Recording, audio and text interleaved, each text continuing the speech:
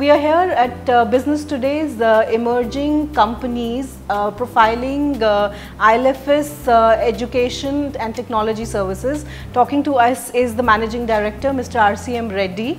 Mr. Reddy, thank you so much for taking the time out and showing us the wonderful facility over here.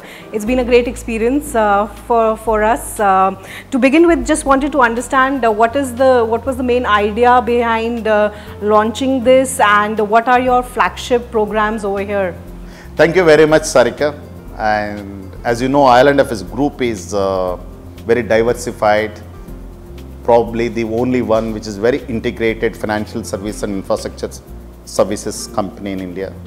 We are into hardcore infrastructure like power, water, transport, environment, and several other sectors, maritime, etc.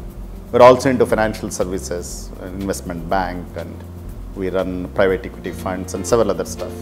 While doing this journey of developing commercially sustainable solutions for infrastructure, we realized that social infrastructure is also one of the key areas that require public-private partnerships. Because our sole motto is about working on public-private partnerships and making them work at a scale. So when we looked at social infrastructure and what are the kind of big challenges, how do we actually work and create models that are scalable, replicable, addressing social infrastructure? Given that you're catering to a market which is completely, devised towards the bottom of the pyramid, so what have been your experiences and your learnings on the ground? One of the biggest challenges, Sarika, that we face is in terms of aspirations. So on one hand, there is a huge shortage of trained manpower. You go to any industry, ask them what is one of your biggest challenges, they would say lack of skilled manpower. They don't get. Households complain lack of drivers. Companies complain lack of operators. But when you go to the community, we have significant large number of youth without jobs. And connecting them is the biggest challenge. If you look at we are talking about our demographic dividend, but what are the characteristics of our demographic dividend? And significant number of our youth is below poverty line.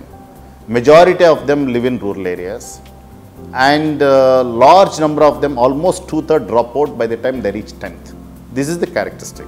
If you look at geographical spread, and many of them are located in Indo-Gangetic plain. You look at UP, Bihar, Bengal, and then of course other states like Chhattisgarh, Jharkhand, these. This is the place where you have significant number of our demographic dividend. But where are the jobs? Jobs are on the west coast, Gujarat, Maharashtra, Tamil Nadu, and southern India. This disconnect between the people availability and jobs availability is the biggest challenge. Obviously, it means migration. When migrate, there is a level of expectation in terms of salary, in terms of place, in terms of working conditions. So this is one challenge. So challenge one is the disconnect between the availability of jobs and availability of people. Where the people are available, jobs are not there. Where the jobs are available, people are not there. And connecting this is one of the biggest challenges for a vocational skills program. The second biggest challenge that we have here is in terms of aspirations. With the increasing rise in media awareness, the social media, the consumer boom, and everybody would expect a salary level of 20,000, not less than 20,000, and bit of white collar job.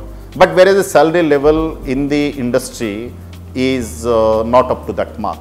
In entry level, the minimum wages in NCR region at entry level operator roughly say 8,000 rupees. But the expectation from the youth would be, unless 20,000 is provided, he is not prepared to pick up a job. So this is again mismatch between the expectations of the youth and aspirations of the youth and industry conditions. This is the second challenge. The third challenge, I believe, the industry, the employer industry needs to invest much more than what they are currently doing in terms of skilling the people. And any case, they would end up spending significant amount of their resources in training. If there are issues related to quality, there is a cost to that quality. So therefore, it's necessary, it's a business imperative that they invest more and more in skills. And that lack of it and has been a constant, but I'm glad to see that more and more companies realize this. They invest in skills, either in terms of supporting skills programs or in terms of their own in-house training programs being done and all that stuff. These are the three major challenges. Of course, fourth, as you know, the vocational skills today largely funded by the government programs. In our case, roughly about say 60% is funded by the government programs. And one of the challenges is that the absence of a clear framework which is long term, which is deterministic, and which is simple to understand.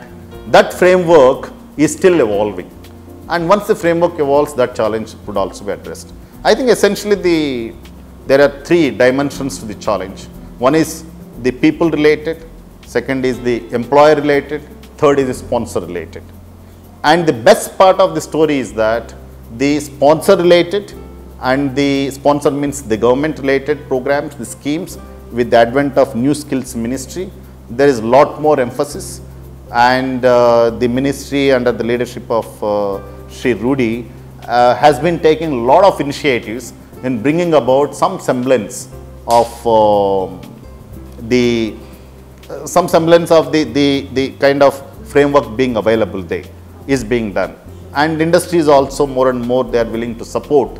We have two objectives here, and two objectives are, we want to create sustainable commercially and development wise sustainable scalable social enterprise at a scale.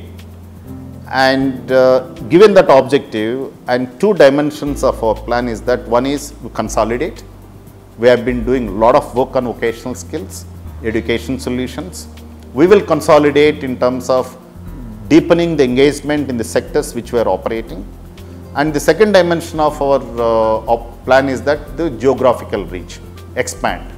And in terms of expansion, and we will be going global, and we strongly believe the infrastructure for employment, the service portfolio that we have for education, employability and employment, these services are eminently relevant to other developing countries. So we have about our footprints in 14 African countries and 2 Middle East and 1 in East Asia, 2 in East Asia. So we are about 18 countries we are present today through our clusters, through our skills, through our education. We will be consolidating, we will be scaling up, we will be going global in terms of expanding this. And what we are operating currently in India, as I said, apart from consolidation of in the verticals that we are operating, we will also be looking at setting up of more and more centers of excellence.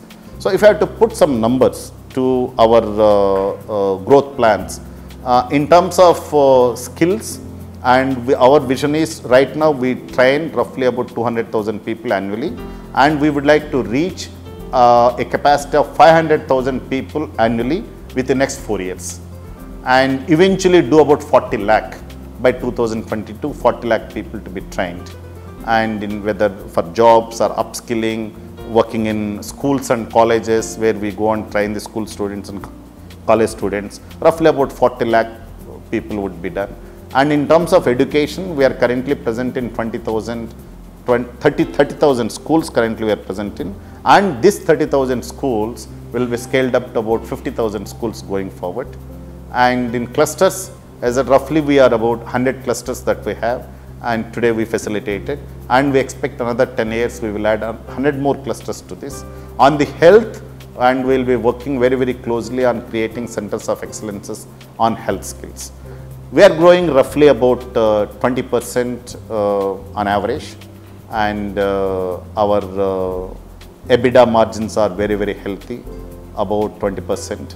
And probably we are the only enterprise today in the country of this size and scale, roughly with about 600 crore revenue, with about 25% of EBITDA margins, and working in the sectors of education and skills and clusters and health, and with such geographical reach.